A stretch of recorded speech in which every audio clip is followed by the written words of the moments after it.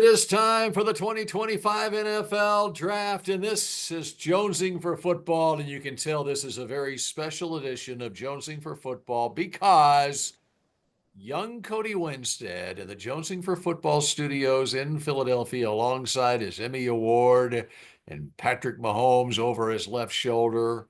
What is he wearing today? He's wearing cowboy blue. I'm wearing cowboy blue. This is the time of the year where the Cowboys will now rid themselves of a 29-year Super Bowl drought. This is the time that will turn around America's team. Hello, young Cody. How you doing? Hi, Bill Jones. You are right. If they listen to this podcast, and only if they listen to this podcast, if they don't, then we're going to be in the same place we were the last 2 years. They need that big green notebook, Bill. You know what? I was doing some reminiscing about the Big Green Notebook, and we're diving into it here on this edition of Jonesing for Football. I think this really started for me 20 years ago, and that was the year that the Cowboys had two first-round draft picks. I remember calling Marcus Spears, high school coach at Southern Lab High School in Baton Rouge, Louisiana. I remember calling DeMarcus Ware's position coach at what was then called Troy State University. And I remember being at Valley Ranch and seeing the draft prospects come in, seeing DeMarcus Ware walking down the hall, seeing Sean Merriman walk down the hall. And really the Cowboys debate was at number 11, do they take DeMarcus Ware?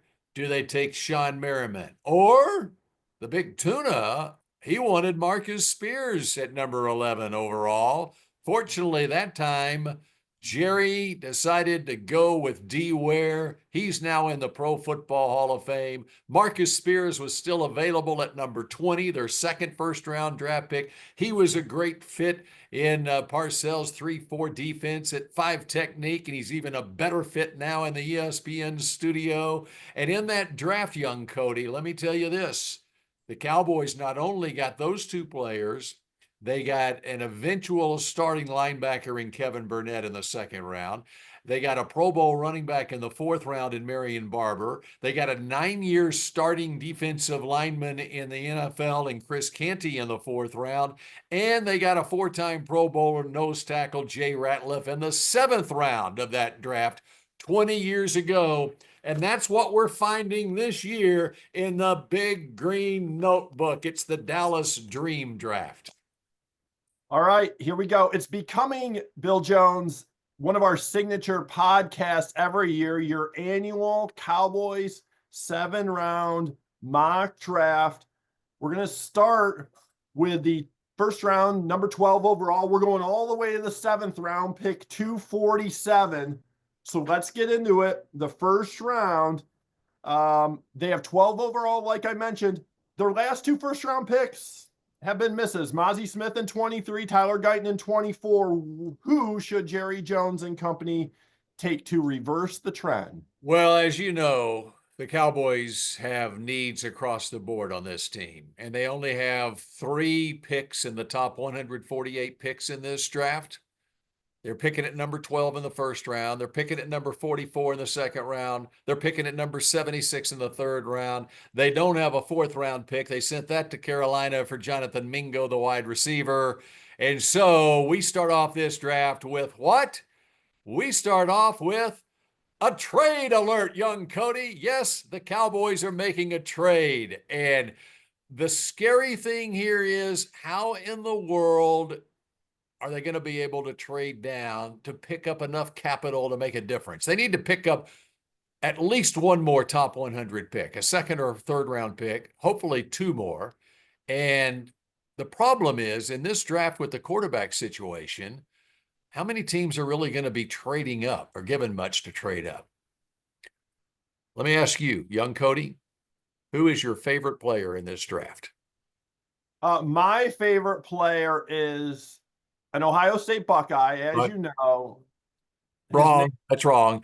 Who's your favorite player for the Cowboys? My favorite player for the Cowboys is Tyler Warren. He's a tight end from Penn State. Okay, well, apparently he's also Jim Harbaugh's favorite player in this draft because the Oh, Cowboys are on the clock at number 12, and the phone just rang, and it's Jim Harbaugh on the line. He wants to trade up from all the way from number 22 to number 12, and Jim Harbaugh is willing to give up a second round draft pick. He is so in love with Tyler Warren for his offense. Think about it. What they got Tyler Conklin, they got Will Dissly at tight end. What could Tyler Warren do for their offense? And he fits the player profile for Jim Harbaugh. So the Cowboys make this trade. They're moving down to number 22 overall. And what are the Cowboys' needs, young Cody? every single position except D line. So you can go a lot of directions here, Bill Jones. Here is where we're going with number 22 overall after the trade down. It's one of your guys from the Ohio State University. Emeka Abuka is a Dallas Cowboy. Young Cody, I love this player. You know, you're looking at Tet McMillan, the big 6'4" wide receiver from Arizona. You're looking at Matthew Golden, the 4.29 sprinter speed wide receiver, highly productive at the University of Texas. But Emeka Ibuka, by the way, I would take him at number 12. Yeah, I should also say that the other guy that the Big Green Notebook loves is Mykel Williams, the defensive end from Georgia. But in this projection, Mykel Williams is going to go earlier than 12. Okay, so he's not going to be available. I would run to the I would run to the podium with the card if Mykel Williams is there for the Cowboys. And we've talked about the loss of DeMarcus Ware and what he would mean. And by the way, Bruce Feldman has an article out this very morning where he is talking to coaches around and scouts around the league, and they love Mykel Williams. But this is about Emeka Abuka.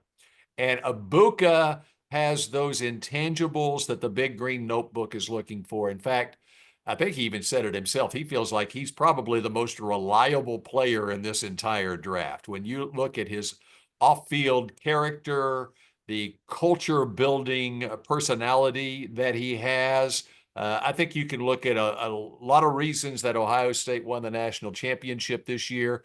And one of the big reasons is what happened, as you know, young Cody, off the field with that Ohio State team. And Emeka Abuka was a big part of setting the tone in the locker room.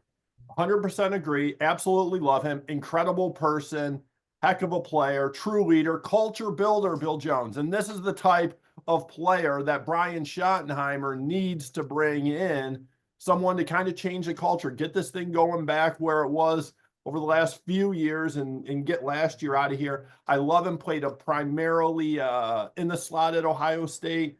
I'm excited to see how he can evolve, maybe plays more outside with the Cowboys or in the NFL, but I love Emeka Abuka. And the other thing in our sharing our text messages, you've asked me and I'm sure you probably you like McMillan. Not as much as Abuka. Okay, all right. One of your concerns, though, is CD loves to play in the slot, and is Abuka more of a slot than he is an outside receiver? He is 6'1", 202 pounds.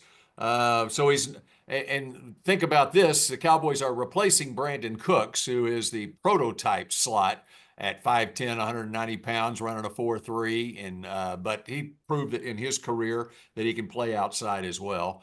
And I think Abuka has some of the same traits that Cooks has, and I think it gives some versatility to the Cowboys offense.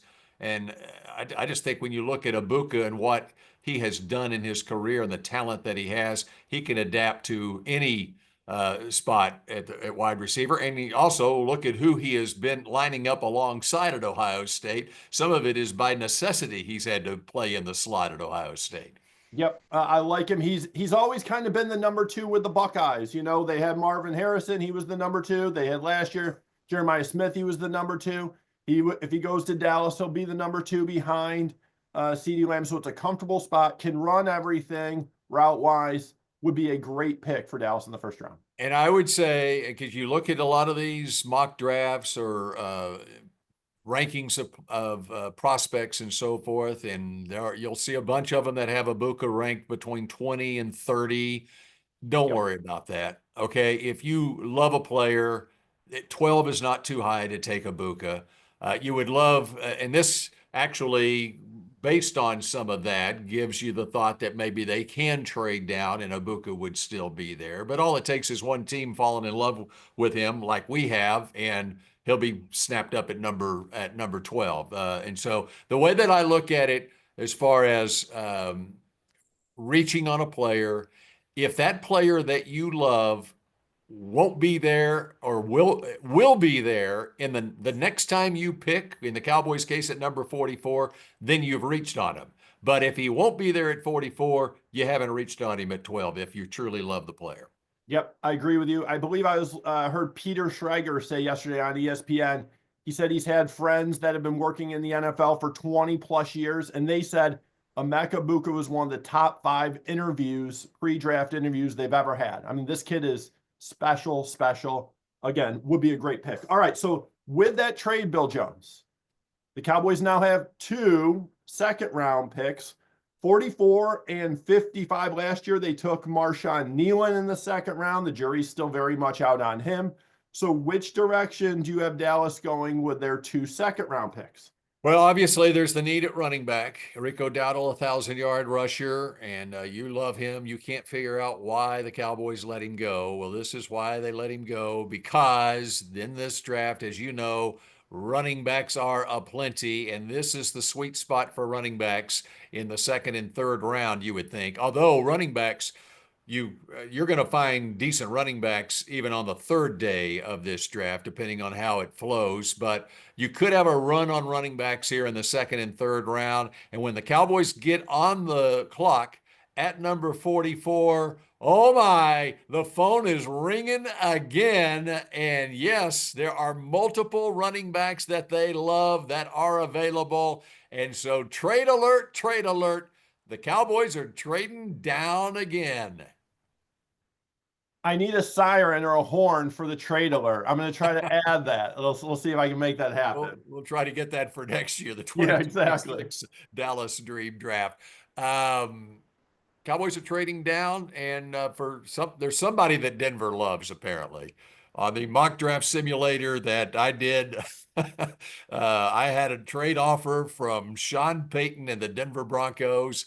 Maybe O'Marion Hampton fell this far. I don't know. Maybe there's a running back that they love. Of course, the Cowboys in the market for a running back, but they're giving up a high price here. They're going to give up their third round pick, number 85, to move up from 51 to 44. In return, the Cowboys will also give them not only 44, but also, you know how the Cowboys love to trade fourth round draft picks. They don't have a fourth this year, so they're going to go ahead and trade next year's fourth round pick I'll just to buy make it. it just to make it work on the Rich Hill modified trade value chart. So the Cowboys are picking now at number 51 and 55 in the second round. And they also are picking at 76 and 85 in the third round with 2 trade downs in the first 2 rounds of this draft. This is, young Cody, the Dallas Dream Draft. We love it. So now that there's a lot of suspense here, 4 picks coming up in the next 2 rounds, who do you have them taken here in the second round? Well, I said it's the Dallas Dream Draft, and look who's still available. It's from the Ohio State University. It's Travion Henderson, who, aside from Ashton Shinty, Travion Henderson is my favorite running back in this draft. And is he your favorite running back as well, young Cody, aside from Ashton Shinty? He is. I love Travion as well. Him and Emeka were the heartbeat of the Buckeyes, if you ask me. The biggest reason they won the championship, those 2 guys right there, their personality, their culture setting. All right, very good. And of course, they've also got Quinshon Judkins, who's another possibility in the second round if Travion is not there. And so one of the reasons, as much as we like Travion Henderson, And so you would think, oh, it's impractical that he would even be there at 44, much less at 51. In this simulator, he was available, so I took him. But if not, I really like Caleb Johnson, the running back from Iowa as well. I like Quinshawn Judkins as well. I think the Cowboys are going to be safe there at running back. And really, though, with the needs that the Cowboys have, and if there isn't that much separation in the eyes of the Cowboys as far as the running back class from second round to third round, well, I was going to say fourth round, but they don't have a fourth round pick. Uh, um, it's going to be interesting to see the strategy the Cowboys use in filling this running back position in concert with the strength of the draft in other areas. Like I've talked about, they need help on their defensive line. You've talked about they need help on their offensive line. This would be a sweet spot to get an offensive lineman, an offensive guard to fill in or to replace Zach Martin at right guard on this team, a guy who can play tackle as well. And then you safeguard yourself on what appears to be the not so good pick last year in the first round with Tyler Guyton. So it's going to be interesting. I think running back, how the Cowboys look at the running backs is going to determine whether they go second round here or wait until the third round to take a running back. Well, also, I don't think it's completely crazy that they go into the year with Miles Sanders and Javonte Williams as their kind of running back by tandem. I mean, we thought for sure they were taking a running back in the draft last year. They didn't. And so we thought it was unthinkable that they would go Zeke and Rico Dowdle to start a season. That would be crazy. Then they did it. I think it's possible that the Cowboys go Miles Sanders and Javonte Williams and Deuce Vaughn. They may. And here's the other interesting thing is there are so many good running backs in this draft. The run on running backs may not happen until for a lot now the premium ones are going to go, but there's a whole bunch of them. Probably I don't know how you got them ranked, but from running back number 4 or 5 to running back number 10, there's not a whole lot of difference, and so there are going to be good running backs available even in the fifth round of this draft. You could get an Ollie Gordon in the fifth round. Who knows where Damian Martinez is going to go? There's a bunch of them that can. And now you've got the veterans while the rookie makes the transition into the NFL. And that may be what the Cowboys' thinking is on this, although they have brought in the running backs for visits, the top ones, O'Marion Hampton, Ashton Genty, Travion Henderson, Quinshawn Judkins. They've all brought them in. I know they had a formal interview with Caleb Johnson as well at the combine. But some of that is just making sure, okay, we think we know what those running backs are about. What are we missing out on if we don't take them in the first or second round and we come back and get our running back later? That's one of the most intriguing parts of this Cowboys draft, I think, is what happens at running back. And I would agree. If we follow the trend, the Cowboys really haven't valued the running back position since getting Zeke in 2016. I mean, they haven't they haven't needed one for a few years with Zeke, but even when Zeke was slowing down or Zeke left, they haven't really prioritized replacing him. Okay, so we got pick number 51. Okay, so we've gotten a wide receiver and a running back. There are other needs across the board. And Cody, 4 picks later, Cowboys are on the clock again. Is it possible that the Cowboys could trade down again? What do you think? I think with you, anything's possible, Bill Jones. All right. Here we go with pick number 55, their second round pick. They're keeping it in the family. Azareye'h Thomas, cornerback from Florida State. It says on the screen there, Florida, but it's actually Florida State cornerback. Azareye'h Thomas. He is the younger brother of Cowboys safety Wanye Thomas, who the team loves. And you talk about a culture guy. Azareye'h fills that bill as well. And I like him as a corner, and the Cowboys obviously have a need at cornerback. He is more of an outside guy. They've lost Jordan Lewis, their slot corner, but keep in mind Trayvon Diggs had knee surgery in January. His availability for the start of the season very much up in the air. I would not at all be surprised if the Cowboys, after the draft, sign a veteran cornerback. Could be in the market to bring Gilmore back. We shall see. But in the draft, and you look at Deron Bland as well, going into his contract year, they have a huge need for probably not one, but two cornerbacks in this draft. And Azareye'h Thomas is my pick at number 55. We've already had a little bit of a run on cornerbacks in this draft. Maxwell Hairston, who's more of a slot guy, already off the board. He would be my pick at right now at number 55 if he were still available. But in this case, it's Azareye'h Thomas. Did some research on him, Bill Jones. He had a heck of a season with Florida State, allowed just 17 catches on 33 attempts the entire year, 141 pass yards allowed, 0 touchdowns, 1 pick, a passer rating of just 50 when throwing him. And like you mentioned, primarily an outside guy, 89% of his snaps were outside at Florida State last year. Here's a big thing in the big green notebook right here.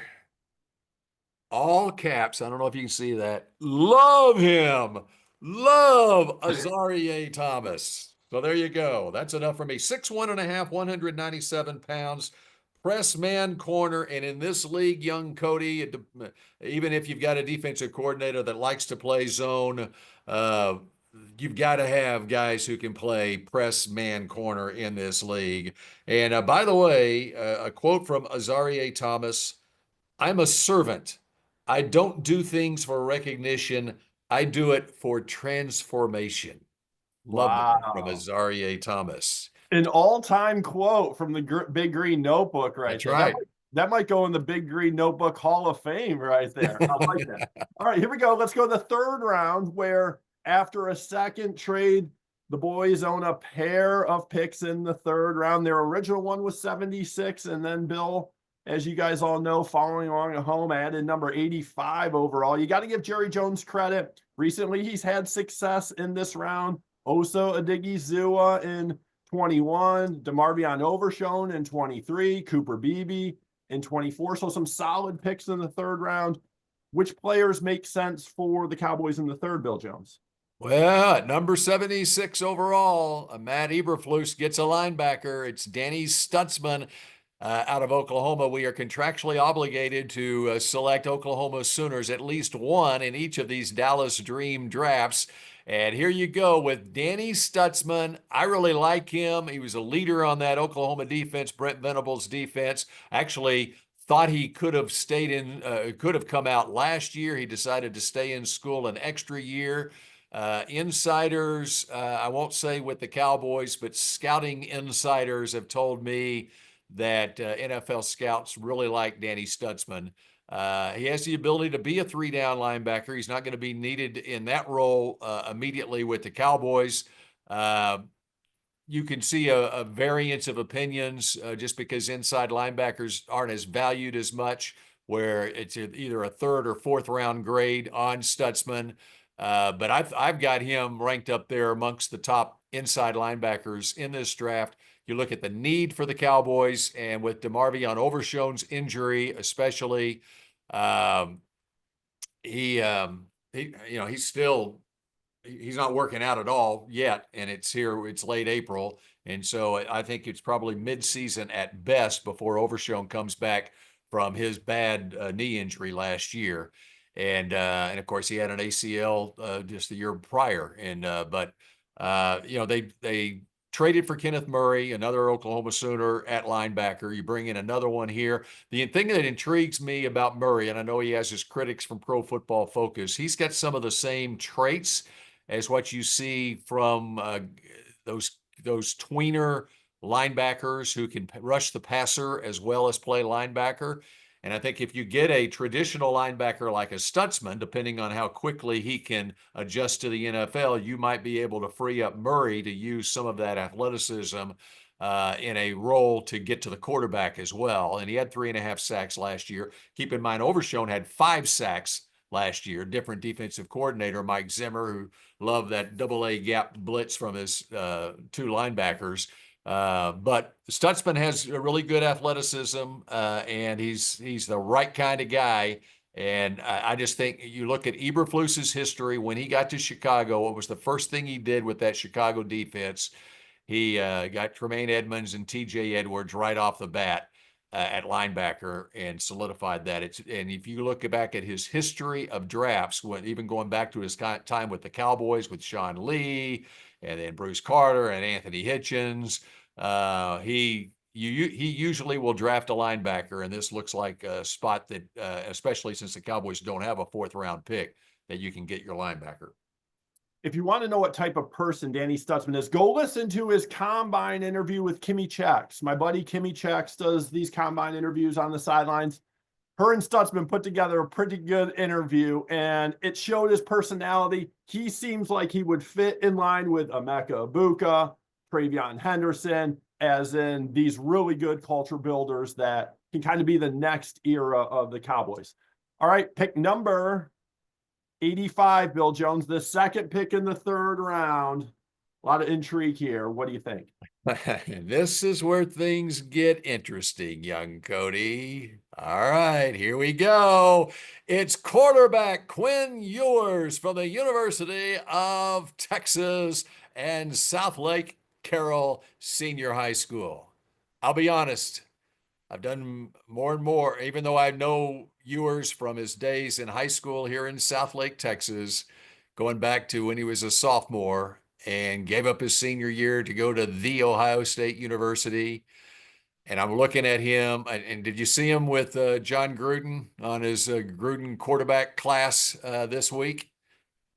I Telling did you, not. I'm liking Quinn more and more. And I would be amazed if he's still there at 85 in the 3rd round. I think teams, once they get to know Quinn Ewers and what he's all about, I think that his stock will only climb in his interviews with teams and so forth. And he's got the talent. He played through an injury, and it wasn't just a strained oblique muscle. It was a torn oblique muscle after the Michigan game last year. Came back for the OU game, had to play Georgia the following week, and didn't have his full arsenal as far as his everything in his toolbox, so to speak, health wise, battle through that. And uh, that is something that has to factor into his draft grade too. I think, in fact, I was actually texting with his high school coach, and I just now got, let me reveal this to you. I just got a text back from him as we're speaking here. I sent him Quinn's deal with John Gruden, and he said he can't wait to watch. I said it really shows his football IQ. I said, if he can stay healthy, I think he's going to have as good a career as any of these quarterbacks in this draft. And that includes Cam Ward. That's how strongly I feel about his talent and what he can do. But the if is, if he can stay healthy. His high school coach just agreed with me on that. But I think it's also one of the more interesting parts of this draft is where is Ewers going to go? Because I could see a team really liking him to the point where they trade up into the 1st round to take him. I think probably you're looking at 2nd, early 3rd, but that's also what factors into that is when is the run on quarterbacks going to occur? If Cam Ward is the only quarterback that's taken in the 1st round, then the run's going to be later and everybody's going to fall back. I think you can make an argument he's the most difficult evaluation of all the quarterbacks. You mentioned the injury for most of the year. I mean, it was really hard to evaluate how much of the tape is who he is and what he is with the torn oblique.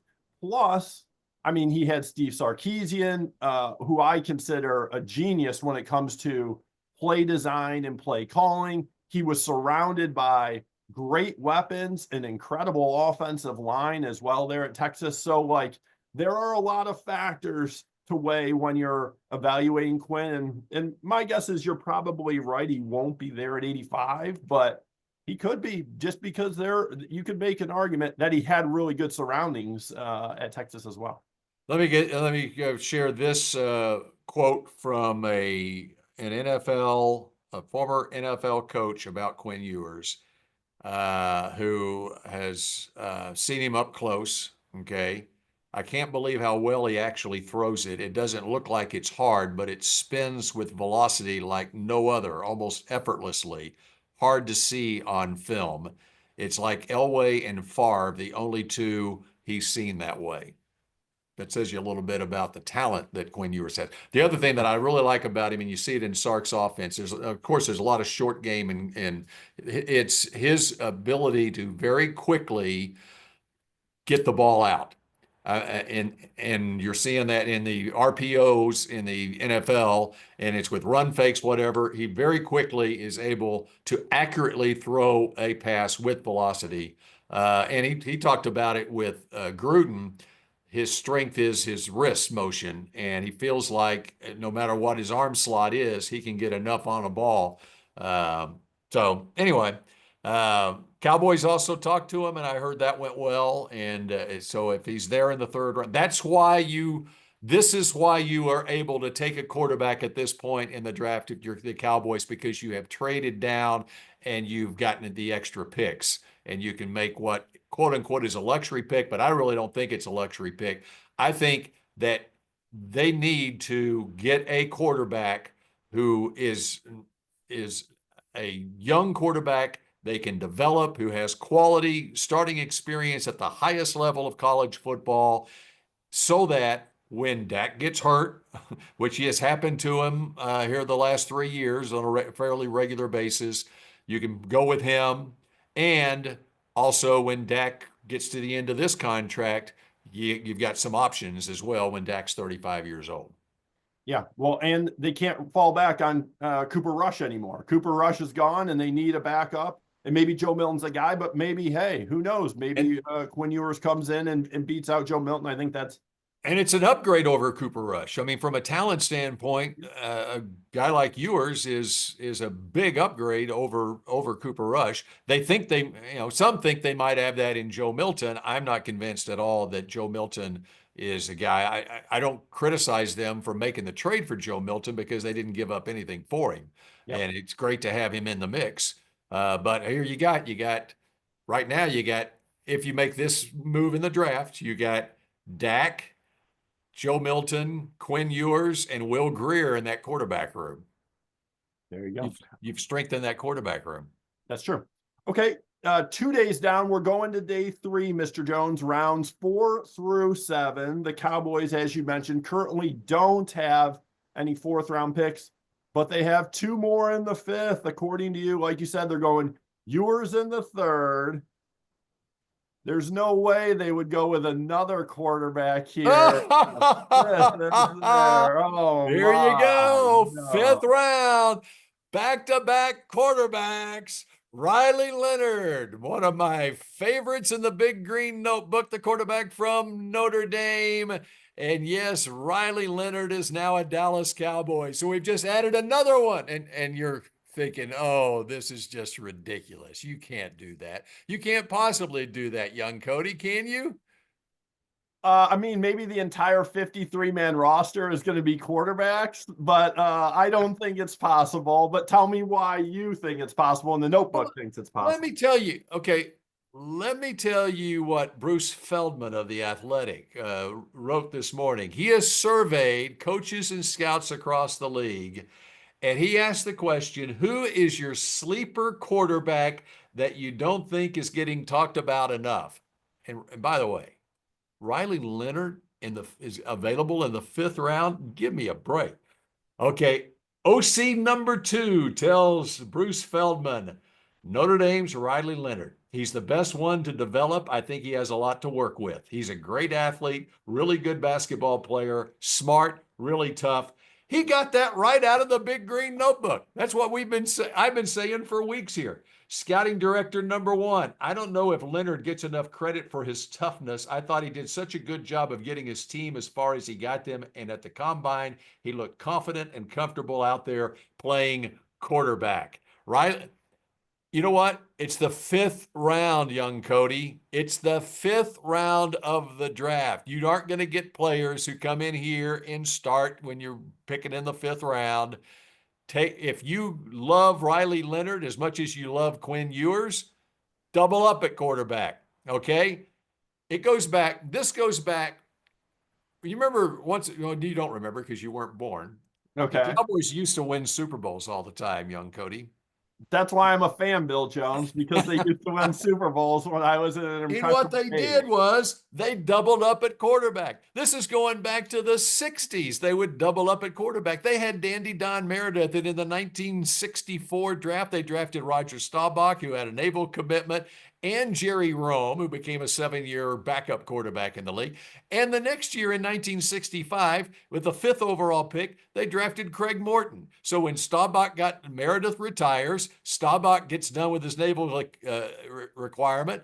Then they had both Morton and Staubach, and they're shuttling in quarterbacks every play. And then finally, Landry settles on Staubach, and 10 games later, they win their first Super Bowl. All right, a couple of years later, they trade Morton. They draft Danny White in the 3rd round out of Arizona State. He goes to the World Football League at the same time. And I wrote this down this morning. I got to find it. But the list goes on and on. What Gil Brandt and Tom Landry and the Cowboys did was they fortified the quarterback position. And that's what the Cowboys need to do now. They put off. In fact, I think the Eagles are a team that's a great example. What did they had Carson Wentz, and then in 2000, in the 2nd round, they drafted Jalen Hurts, even though they had a number 2 overall pick in Carson Wentz on their roster, whatever. And just gave him $100 million contract. There you go. All right. And now the Eagles are probably in the same position with Jalen Hurts. The quarterback money is so humongous out there. You have to have options. Otherwise, you just got to go ahead and pay $160 million to the quarterback, or in this case now, $250 million, or whatever it might be. I think more and more you've got to get these quarterbacks in here. And what did the Cowboys do when they drafted Troy Aikman? They came back in the supplemental draft 3 months later and took Steve Walsh with what would have, as it turned out, they went 1-15. It would have been the first overall pick in 1991. So they go into the next season, and Walsh actually started 5 games his rookie year when both him and Aikman were rookies. And the next year, they traded him to New Orleans. You know what they got for Steve Walsh? They traded him to New Orleans in the middle of the season. They got a 1st, 2nd, and 3rd round draft pick in return for him, which turned into Russell Maryland, Eric Williams, and Jimmy Smith, who went on to become a 5-time Pro Bowler with the Jacksonville Jaguars. You don't get that kind of return now on quarterbacks, but you can get something. So get these quarterbacks in here, and then best 2 win as backups to Dak, and you develop those 2 guys, and you trade the other one and get something for them. You bring up the Eagles.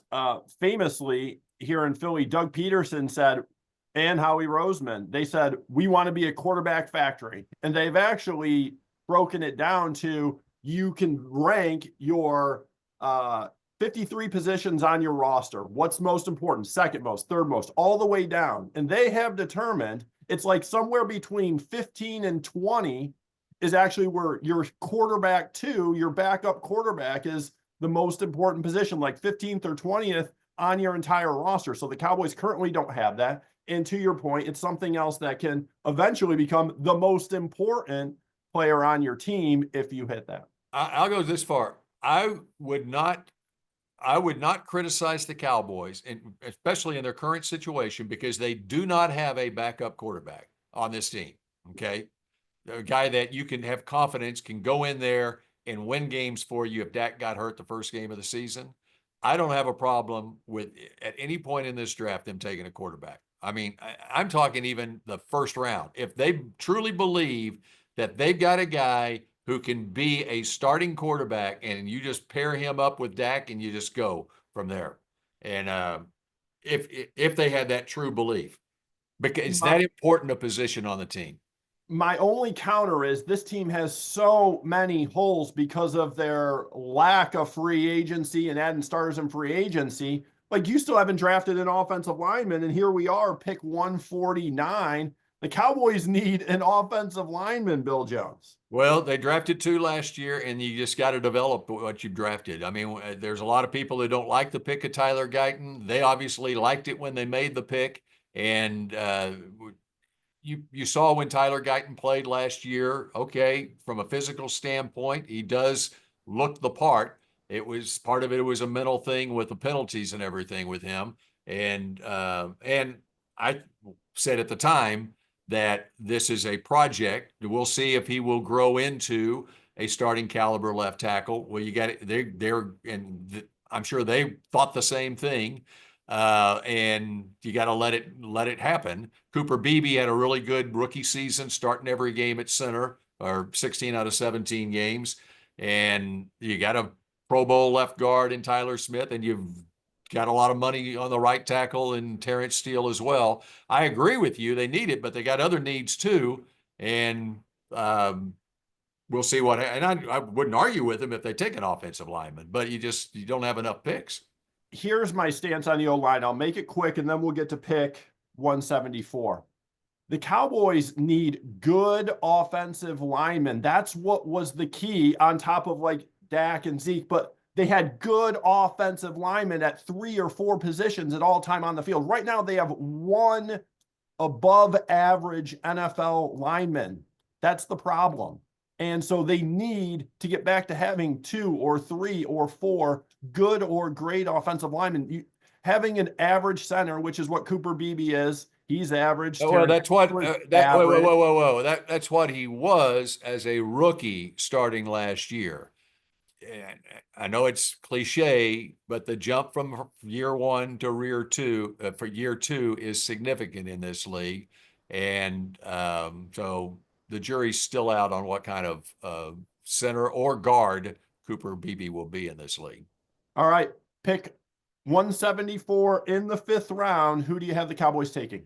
Well, let's see. I'm making sure I'm in the right spot here as I share this. There you go. Here it is, day 3, outside of Riley Leonard. There are your picks.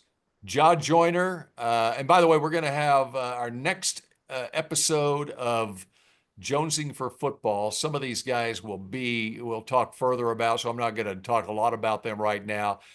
Edge rusher, of course, I like Mike Williams off the top, and he wasn't available for the Cowboys at number 12. Ja Joyner has jaw-dropping speed off the edge out of Minnesota. Jalen Smith, not that Jalen Smith. This is a slot corner from USC. Of course, the Cowboys' second-round draft pick in 2017. Jalen Smith. Caleb Rogers, an offensive lineman who has position versatility, 4-year starter at Texas Tech at right tackle, blew up the combine with his measurables, and he can play guard as well. Craig Woodson, and he's also out of Mansfield Lake Ridge High School here in the DFW area. Craig Woodson, safety from Cal, out of South Grand Prairie High School here in the Metroplex.